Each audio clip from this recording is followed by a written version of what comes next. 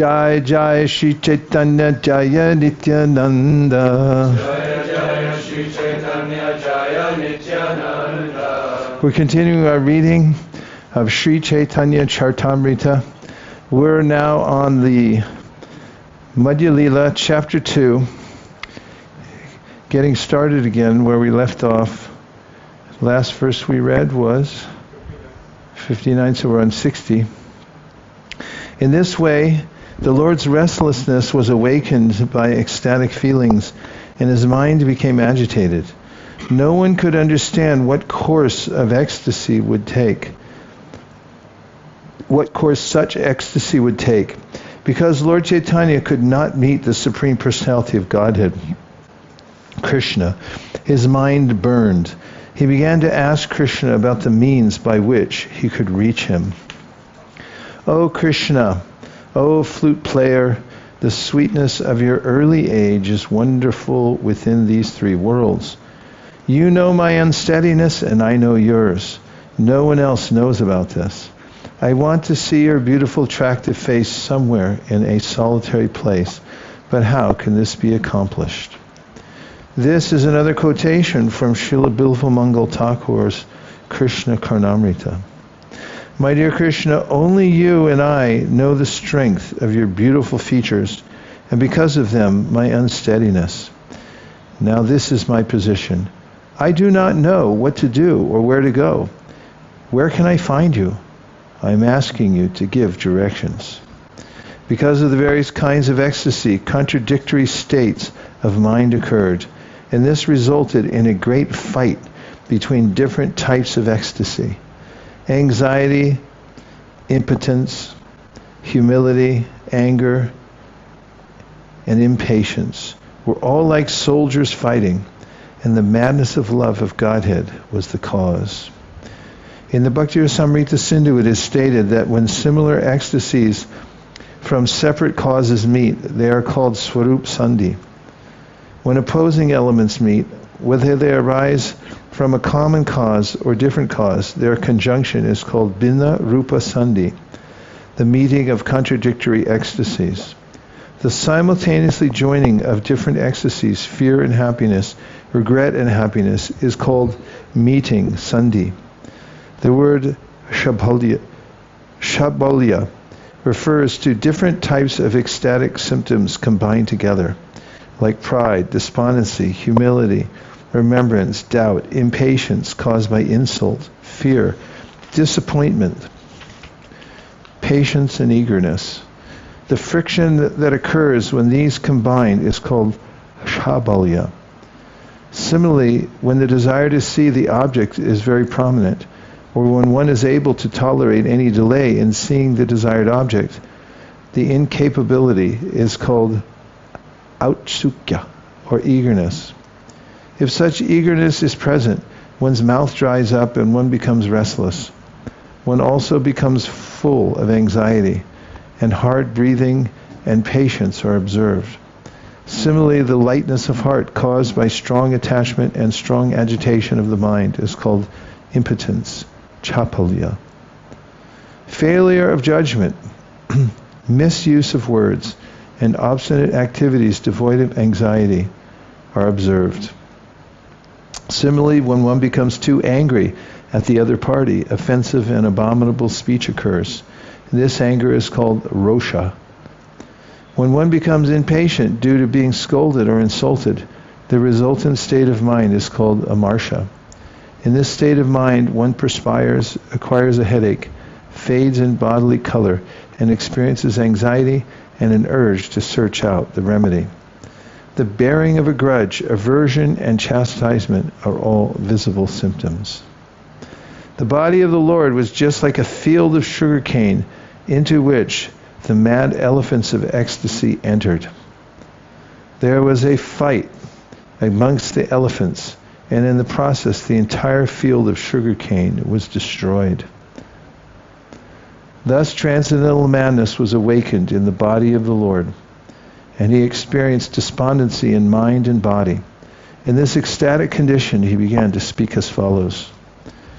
O my Lord, O dearest one, O only friend of the universe, O Krishna, O restless one, O only ocean of mercy. O my Lord, O my enjoyer, O beloved to my eyes, alas, when will you again be visible to me? This is from the Krishna Karnamrita. The symptoms of madness served as an impetus for remembering Krishna. The mood of ecstasy awoke love, disdain, defamation by words, pride, honor, and indirect prayer. Thus Sri Krishna was sometimes blasphemed and sometimes honored. The word unmada is explained in the Bhakti Rasamrita Sindhu as extreme joy, misfortune, and bewilderment in the heart due to separation. Symptoms of unmada are laughing like a madman, dancing, singing, performing ineffectual activities, talking nonsense, running, shouting, and sometimes working in contradictory ways. The word pranaya is explained thus: when there is a possibility of receiving direct honor, but it is avoided, that love is called pranaya. Srila Rupa Goswami in his Ujjvala Nilamani explains the word man thus: when the lover feels novel sweetness by exchanging hearty, loving words, but wishes to hide his feelings by crooked means, man is experienced. In the attitude of Radharani, Śrī Caitanya Mahāprabhu addressed Krishna: my dear Lord, you are engaged in your pastimes, and you utilize all the women in the universe according to your desire. You are so kind to me. Please divert your attention to me, for by fortune you have appeared before me. My dear Lord, you attract all the women of the universe, and you make adjustments for all of them when they appear. You are Lord Krishna, and you can enchant everyone, but on the whole, you are nothing but a debauchee. Who can honor you? My dear Krishna, your mind is always restless. You cannot remain in one place, but you are not at fault for this. You are actually the ocean of mercy, the friend of my heart. Therefore, I have no reason to be angry with you. My dear Krishna, you are the master and the life and soul of Vrindavan. Kindly arrange for the deliverance of Vrindavan. We have no leisure hours away from our many activities. Actually, you are my enjoyer. You have appeared just to give me happiness, and this is one of your expert activities. Purport: the word Vaidagya means that one is very expert, learned, humorous, cunning, beautiful, and skilled in manifesting caricatures. Taking my words as defamation, Lord Krishna has left me. I know that he is gone, but kindly hear my prayers in praise. You are the satisfaction of my eyes.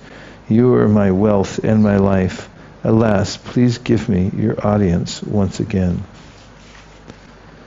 There were different transformations of the body of Lord Chaitanya Mahaprabhu, being stunned, trembling, perspiring, fading away of color, weeping and choking of the voice. In this way, his whole body was pervaded by transcendental joy.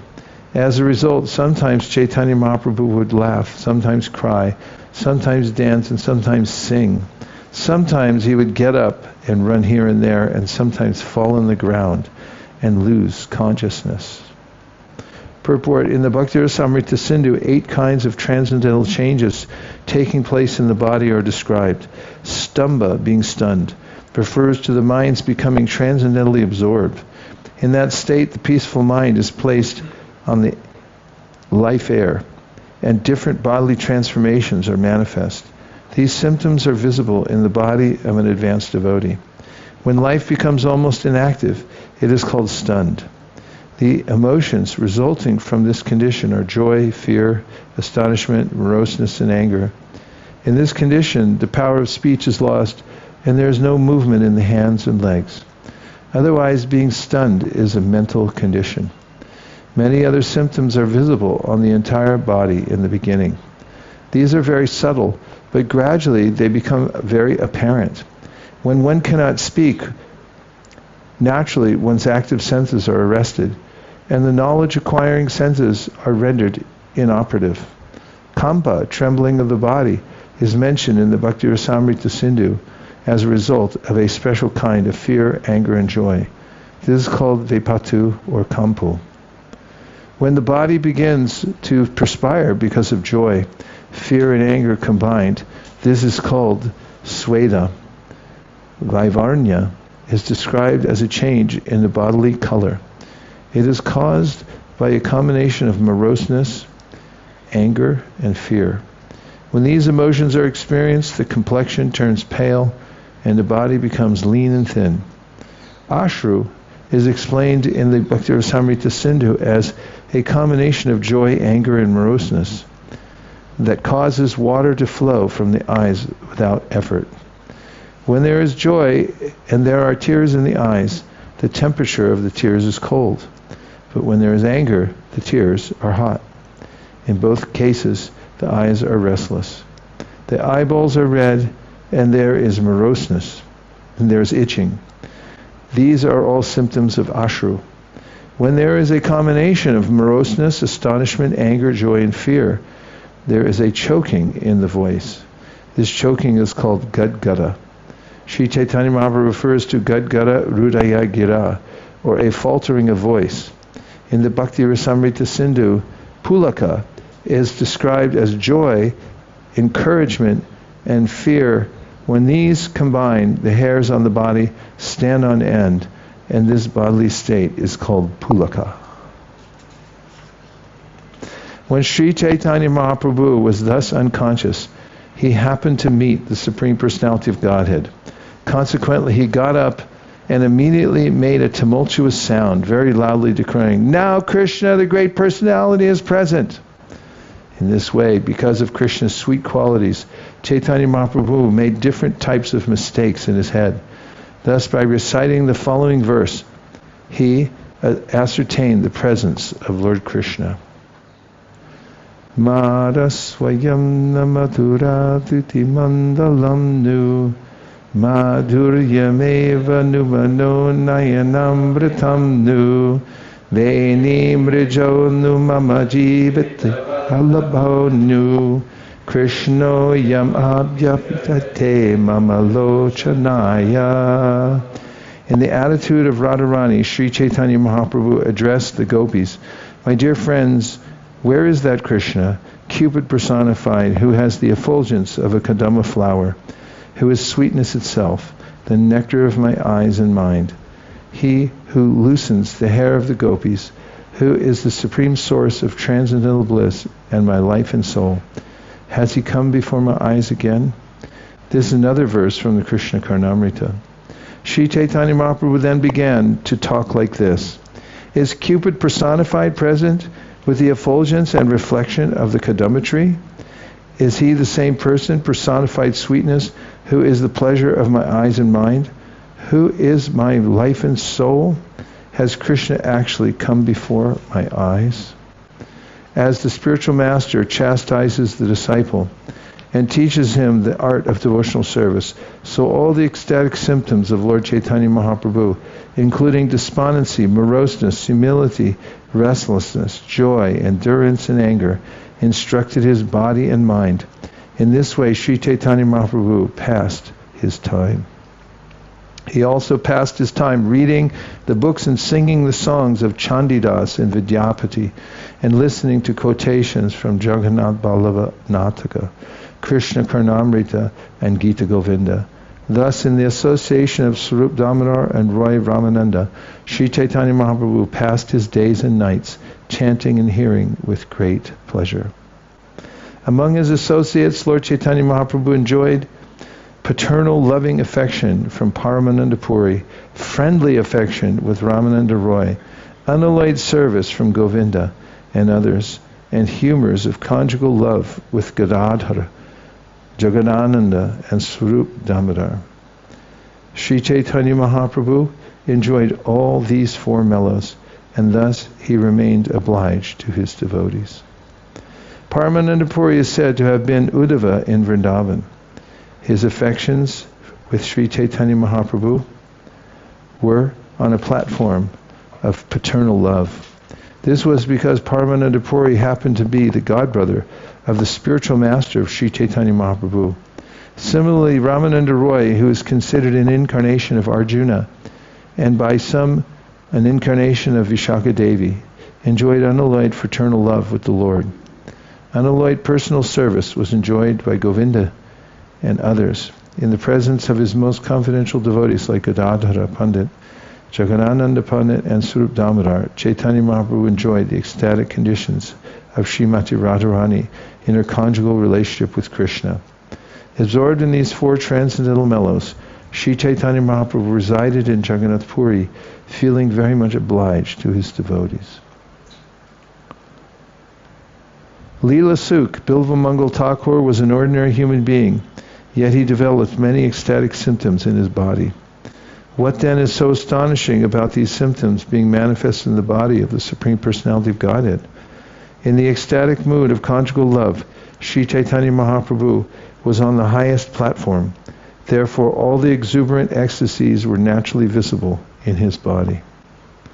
Purport: Leela Suk is Bilva Mangal Thakur Goswami. He was a South Indian, a Brahmana, and his former name was Shilhana Mishra. When he was a householder, he became attracted to a prostitute named Chintamani, but eventually he took her advice and became renounced. Thus he wrote a book named Shanti Shataka, and later, by the mercy of Lord Krishna and the Vaishnavas, he became a great devotee. Thus he became famous as Bilva Mangal Thakur Goswami. On that elevated platform he wrote a book named Krishna Karnamrita, which is very famous amongst Vaishnavas. Since he exhibited so many ecstatic symptoms, people used to call him Leela Shuka. During his previous pastimes in Vrindavan, Lord Krishna desired to enjoy the three different types of ecstasy, but despite great endeavor, he could not taste them. Such ecstasies are the monopoly of Srimati Radharani. Therefore, in order to taste them, Sri Krishna accepted the position of Srimati Radharani in the form of Śrī Caitanya Mahāprabhu. By personally tasting the mellows of love of Godhead, Chaitanya Mahaprabhu taught his direct disciples the process. Śrī Caitanya Mahaprabhu was a wealthy capitalist possessing the touchstone of love of God. Not considering whether one is a proper or improper recipient, he gives his treasure to anyone and everyone. Thus, he is the most beneficent.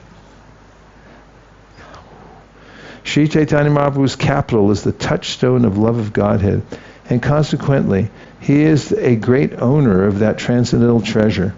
After making unlimited amounts of gold, the touchstone remains the same.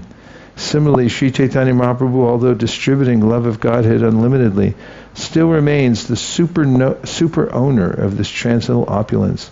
His devotees who learned it from him also had to distribute it magnificently all over the world. This Krishna consciousness movement, following in the footsteps of Śrī Caitanya Mahaprabhu and his confidential devotees, is also trying to distribute love of Godhead all over the world through the chanting of the holy names of the Lord.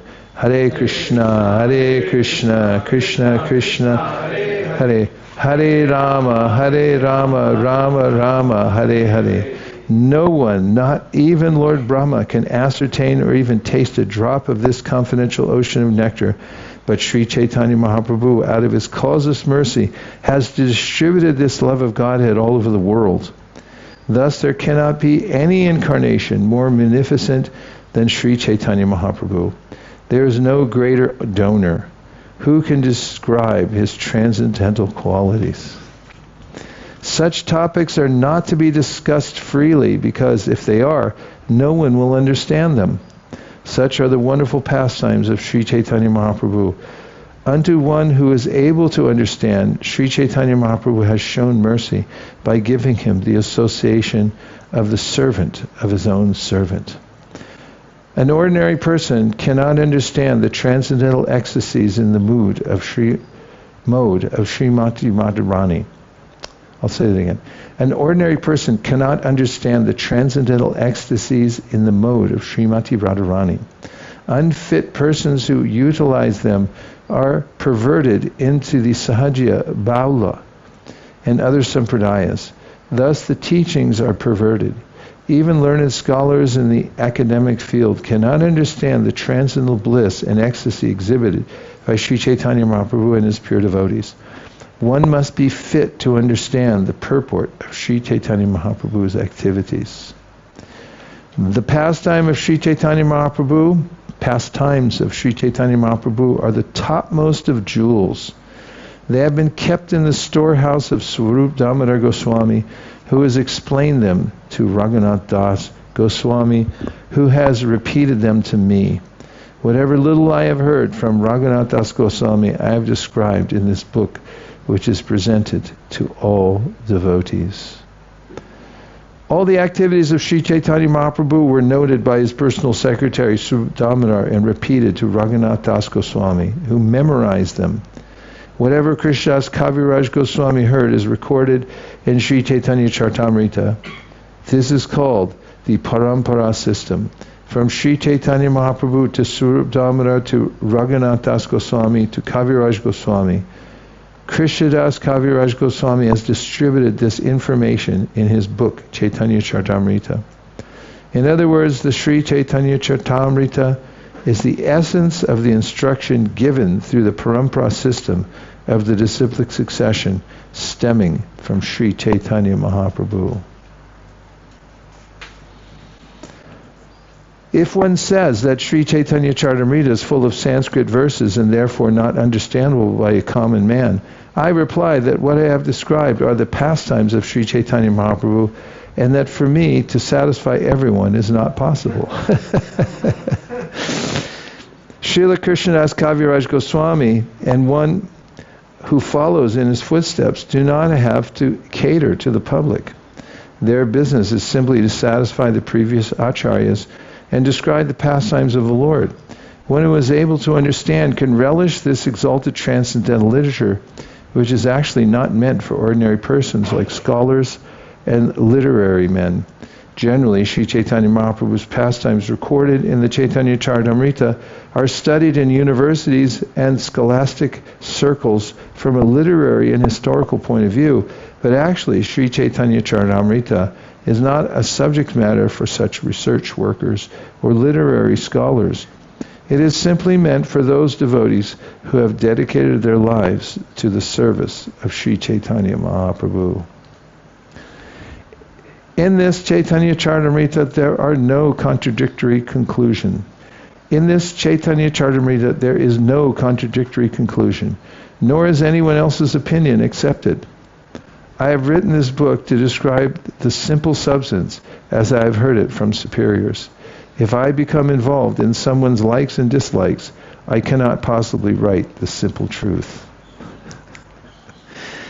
The simplest thing for human beings is to follow their predecessors.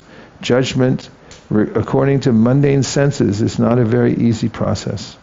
Whatever is awakened by attachment to one's predecessor is the way of devotional service, as indicated by Śrī Caitanya Mahāprabhu. The author says, however, that he cannot consider the opinions of those who become attracted or repelled by such things, because one cannot write impartially in that way.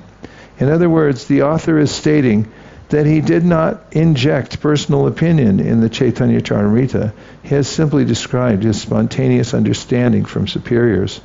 If he had been carried away by someone's likes and dislikes, he could not have written of such a sublime subject matter in such an easy way. The actual facts are understandable to real devotees. When these facts are recorded, they are very congenial to the devotees, but one who is not a devotee cannot understand. Such is the subject matter for realization. Mundane scholarship and its concomitant attachments and detachments cannot arouse spontaneous love of Godhead. Such love cannot be described by a mundane scholar. If one does not understand in the beginning, but continues to hear again and again The wonderful effects of Lord Chaitanya's pastimes will bring love for Krishna. Gradually, one will come to the understanding the loving affairs between Krishna and the gopis and other associates of Vrindavan. Everyone is advised to continue to hear over and over again in order to greatly benefit. In reply to those critics who say that Śrī Caitanya Charitamrita is full of Sanskrit verses, it can be said that Srimad Bhagavatam is also full of Sanskrit verses, as are the commentaries on Srimad Bhagavatam. Nonetheless, Srimad Bhagavatam can be understood by everyone, as well as by advanced devotees who study the Sanskrit commentaries. Why then will people not understand the Chaitanya Charitamrita? There are only a few Sanskrit verses, and these have been explained in the Bengali vernacular. What is the difficulty in understanding? See, everybody gets criticism, even if you're Kaviraj Goswami. This was on the internet back then. I have already given a synopsis of all the facts and figures of Lord Śrī Caitanya Mahaprabhu's last pastimes, and I have a desire to describe them elaborately. If I remain longer and am fortunate enough to receive the mercy of the Lord Śrī Caitanya Mahāprabhu, I shall try to describe them again more elaborately. I have now become too old and disturbed by invalidity. While I write, my hands tremble. I cannot remember anything, nor can I see or hear properly. Still I write, and this is a great wonder. In this chapter, I have to some extent described the essence of the pastimes of Lord Chaitanya at the end. If I die in the meantime and cannot describe them in detail, at least the devotees will have this transcendental treasure. In this chapter, I have briefly described the Antya-lila. Whatever I have not described, I shall describe extensively in the future. If by Śrī Caitanya Mahaprabhu's mercy I live for so many days that I can fulfill my desires, I will give full consideration to these pastimes. I worship herewith the lotus feet of all kinds of devotees, both advanced and neophyte. I request all of them to be satisfied with me. I am faultless because I have written herein whatever I have understood from Swarup Damodar Goswami and I am faultless because I have written herein whatever I have understood from Swarup Damodar Goswami and Rupa and Raghunath Das Goswamis. I have neither added to nor subtracted from their version. Purport. According to Srila Bhaktisiddhanta Saraswati Thakur, there are three kinds of devotees, known as Bhajana Vigna, experts in devotional service. Bhajana Shila, devotees engaged in devotional service. And Krishna Name, Dikshita Krishna Namakari, initiated devotees engaged in chanting. The author of Śrī Caitanya Charitamrita begs the mercy of all these devotees and asks them to be pleased with him. He says, let the neophyte devotees, the devotees who are very expert in arguing, though they have no sense of advanced devotional service, who think themselves very advanced because they imitate some smarta brahmana, let such devotees not be displeased with me, thinking that I have committed errors in this regard. I beg their pardon with great humility, but I am submitting that I personally have no desire to add or subtract anything. I have only written what I have heard in the disciplic succession, because I am dedicated to the lotus feet of previous acharyas, like Swarup Damodar, Raghunath Das Goswami, and Rupa Goswami. I have only written what I have learned from them.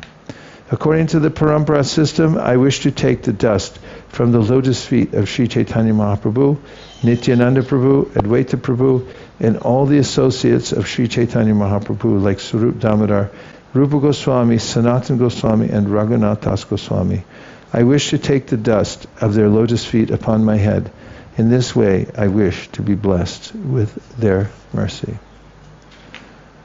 Receiving orders from the above authorities and the Vaishnavas of Vrindavan, especially from Haridas, the priest of Govindaji, I, Krishnadas Kaviraj Goswami, have tried to describe one small particle of one drop of one wave of the ocean of the pastimes of Śrī Caitanya Mahāprabhu. Thus end the Bhaktivinoda purports to Śrī Caitanya Charitamrita Madhulila, 2nd chapter, describing the ecstatic manifestations of Lord Chaitanya Mahaprabhu. Bravo! Bravissimo! Sadhu, sadhu! Excellent, excellent.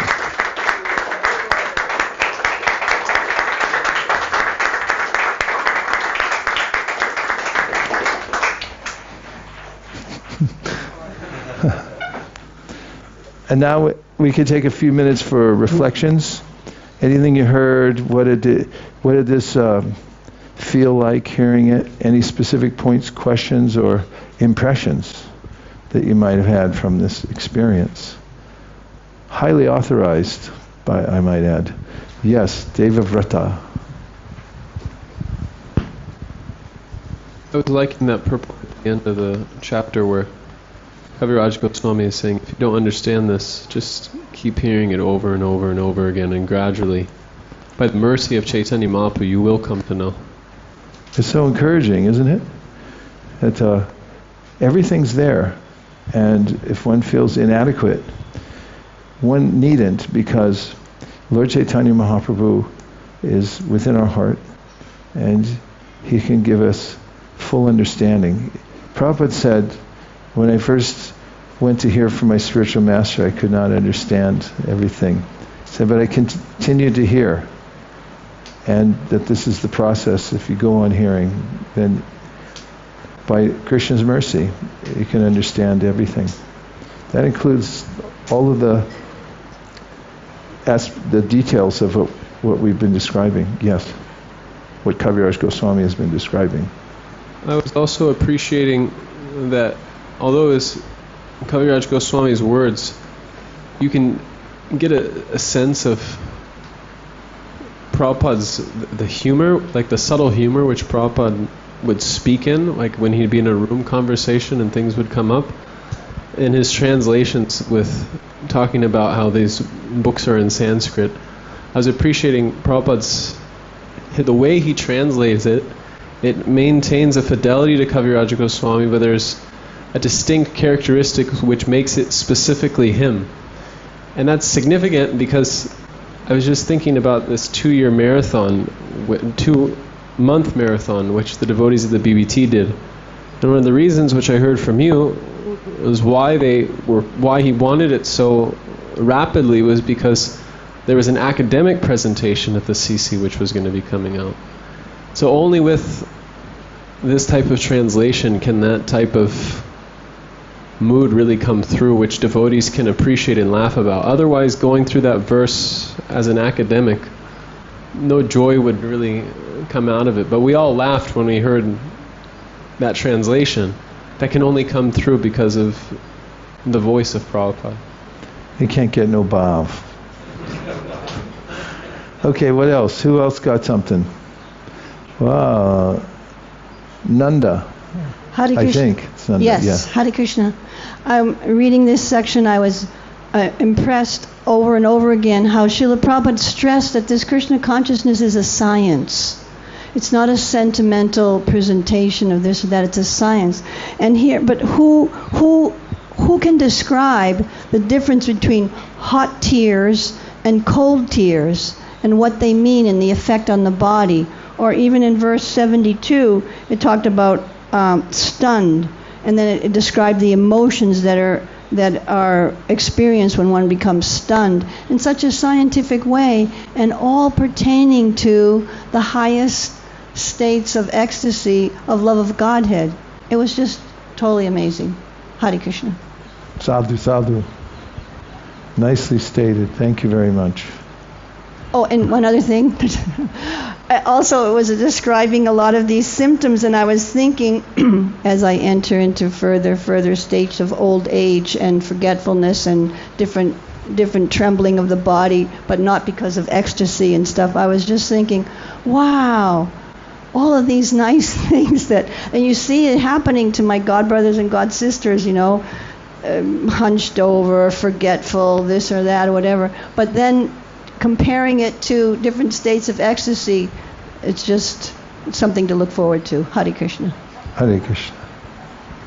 Go ahead. I was just reflecting on the point of humility of Krishna Das Kaviraj Goswami, that he is a perfect example of a humble person, but at the same time who's taking action. Sometimes we think humility means we don't take any action, but he was humble and he's bold at that age. He's writing and he's so confident because of the mercy he has received from the Parampara system, and he's quoting the Parampara system again and again and again, showing that everything that he has received was from the Parampara system, and he is at the same time humble and bold in taking the right kind of action. So we learn a lot from him. Yeah, he's not a pushover public opinion, I'll be humble and just do what everyone wants. You say, the humility means that he's an instrument for his superiors, and if people don't like it, then that's okay with him, because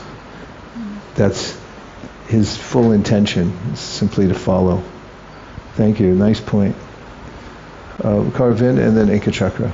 Maharaj, in the one statement in the purport, the simplest thing for human being is to follow their predecessors.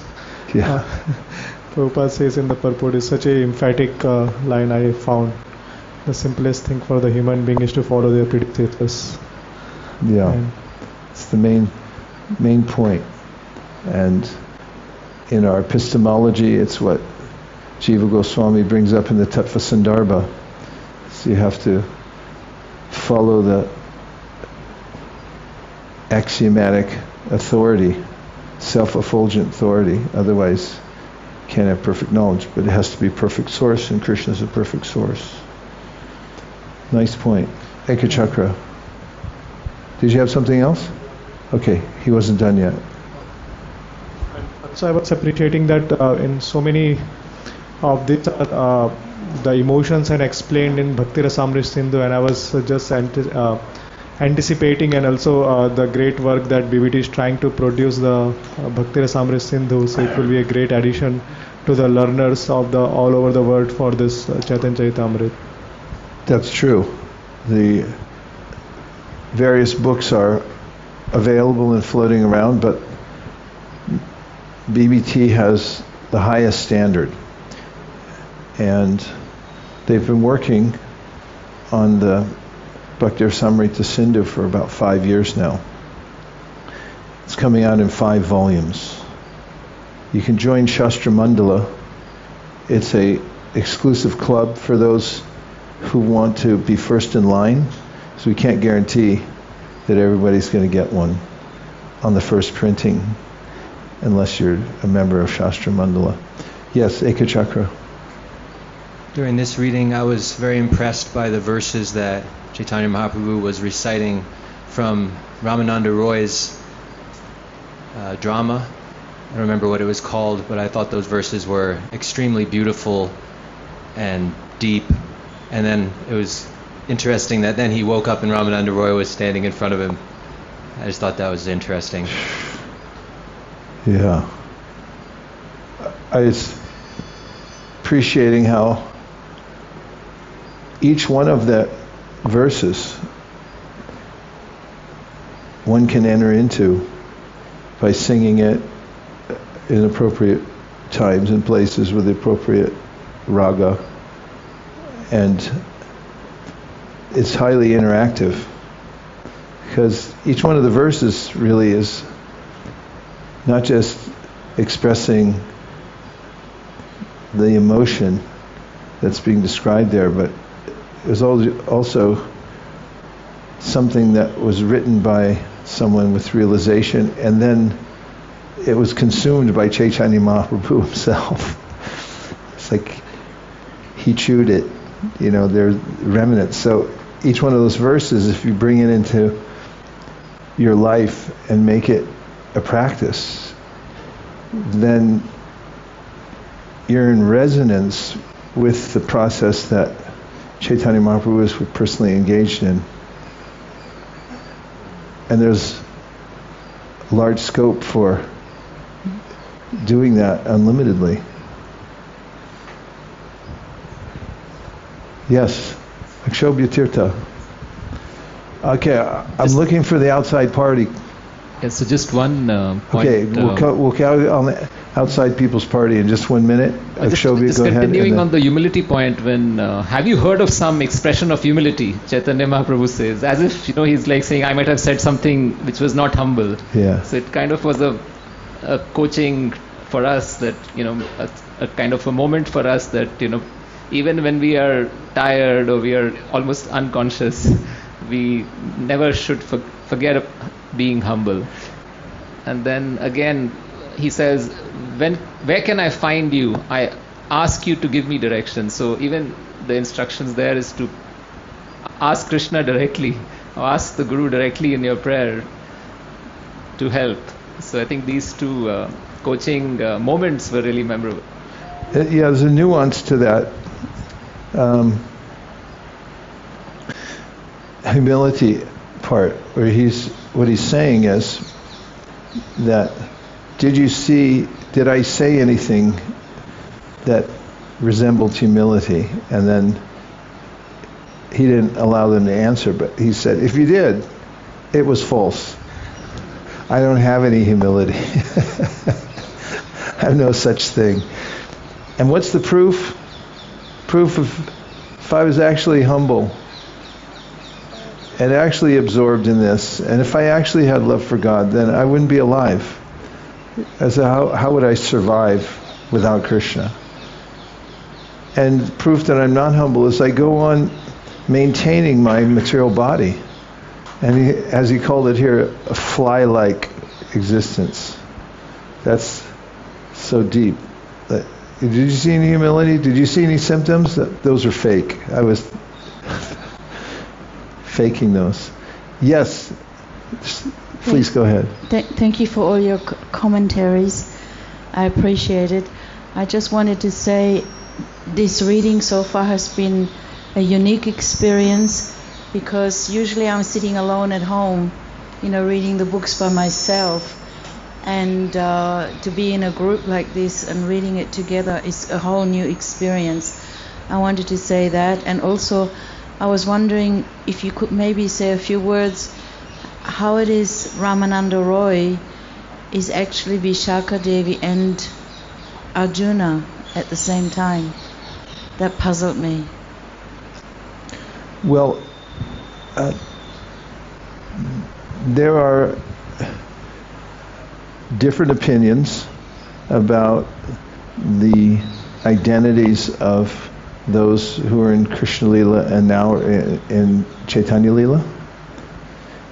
So there's some nuance. Someone may see the friendship aspect that Arjuna had and express that, and the other may see the more intimate kind of friendship with Vishaka, and therefore it's said like that. There are many more cases we find throughout Chaitanya Charitamrita about even straightforward statements that such and such was an incarnation of both this person and that person. And how is that possible? Because consciousness is unlimited. And as an example, when Krishna comes, he tells many others to come and assist in his pastimes. It's mentioned in Bhagavatam, Priyartam. At the very beginning of the 10th canto, we find that Bhumi goes to Brahma, Brahma goes to the milk ocean, all the demigods go there, Brahma prays. They chant the Purush Sukta. He gets a transmission in his heart, say, please, everybody assemble on earth. And then we find that Krishna's parshads, eternal associates, come, but there are others that come also, and sometimes they merge into the bodies of those parshadas who are there, and they uncouple later on at certain times of the pastimes, and some of them go back to the heavenly planets, and other ones are eternally there in Vrindavan, Bhoma Vrindavan, and other ones go back to Goloka Vrindavan. All those details are given mostly in the commentaries of Vishwanath Chakravarti Thakur. But it just gives a sense of the unlimited capacity for consciousness to be accommodating in various ways.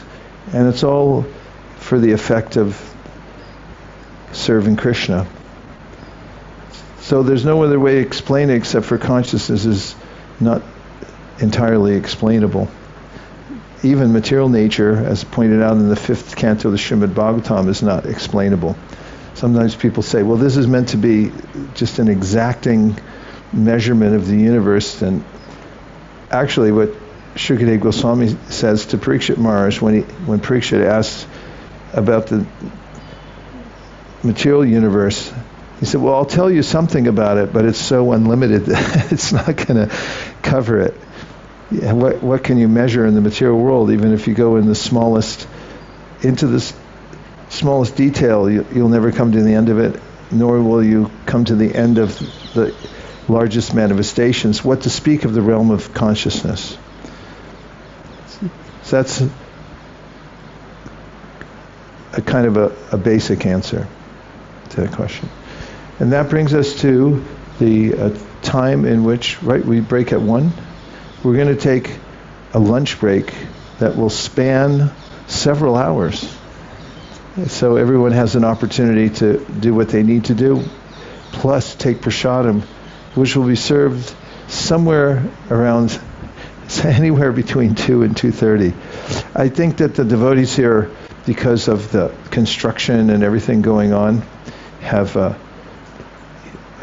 lot going on. So whenever you see an opportunity to help and do service here to assist the devotees, it's an ashram, not a hotel. Whatever you can do to help out and move things along, that's perfectly fine. And then we'll meet back here at 4:00 p.m. Dear Srila Prabhupada, dear Śrī Caitanya Mahāprabhu, Śrī Panchatattva, Śrī Radha Madan Mohan, Śrī Lakshmi Sringadev, Śrī Krishna Balaram, Śrī Gaurnitai, Śrī Radhe Shyam. If you so desire, please give us spiritual strength to go on hearing the pastimes of Śrī Caitanya Mahāprabhu again and again, as is recommended by Kaviraj Goswami himself. Thank you for considering our request.